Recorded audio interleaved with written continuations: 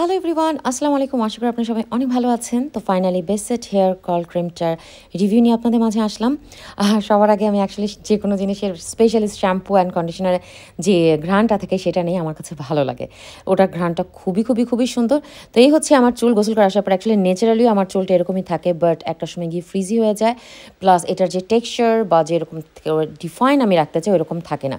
তো ওই কারণেই আমি সবসময় একটু কার্ল ক্রিম যদি কখনো বাইরে যেতে চাই বা কার্লটাকে আমি একটুখানি সুন্দর মতন ক্যারি করতে চাচ্ছি, তখন আমি কার্ল ক্রিমটা ইউজ করি।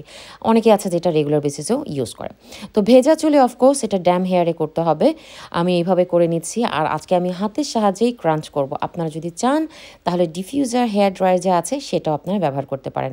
তো রেকমেন্ডেড অ্যামাউন্ট যতটুকু ছিল আমি ততটুকুই ব্যবহার করেছিলাম, বাট নেক্সট টাইম আমি আরেকটু বেশি করব। আপনারা চাইলে এরকম ধরনের একটা ব্রাশ ইউজ করে আলাদা করে চুলগুলোর সেকশন তারপর আপনারা কার্ল করতে পারেন। বাট আমার মতো ব্যস্ত মায়ের জন্য এটা একদমই সম্ভব না। আমি কোনো মতো চুলটা আঁচড়াবো, ক্রিম লাগাবো, অ্যান্ড দেন ক্রাঞ্চ করে রেখে দেবো। সো সাইড ওয়াইজ একবার ক্রাঞ্চ, লেফট সাইডে আরেকবার, অ্যান্ড দেন উপর করে পেছন করে। সো বেসিকলি বেশি ক্রাঞ্চ কিন্তু করা যাবে না, তাহলে চুল কিন্তু ফ্রিজি হয়ে যাবে।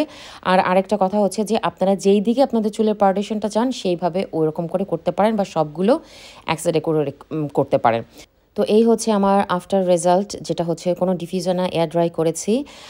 আপনারা চাইলে প্রোডাক্টটি অর্ডার করতে পারেন। আমার টিকটক অ্যাকাউন্ট সাইদা আক্তারের শোকেসে গেলে আপনারা পেয়ে যাবেন। আর কেমন লাগলো আমার এই রিভিউটা আমাকে জানাতে কমেন্ট বক্স কিন্তু একদম ভুলবেন না। আজকের জন্য বাই বাই।